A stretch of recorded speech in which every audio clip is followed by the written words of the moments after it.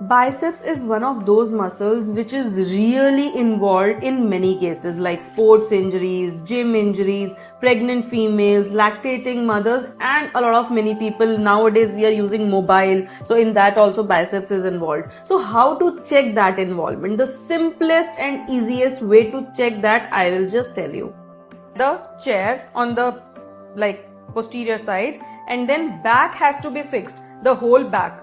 Otherwise, if patient is leaning front, then it won't be correct. So back has to be straight, and then fix the arm posteriorly. Elbow should be straight, and also shoulder will go into extension. Now what you will do is you will ask the patient to externally rotate the shoulder.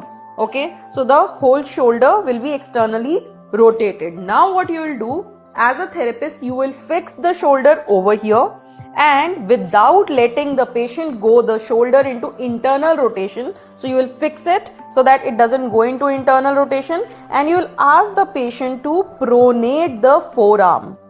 Okay, so as he pronates the forearm, he'll not be able to complete it, or he will say that I am having pain, and he'll flex the elbow. So if he flexes the elbow, or he says I cannot complete this range, that pronation one, that means his biceps is involved at some point and it is majorly injured. So in those cases, you should always treat the biceps.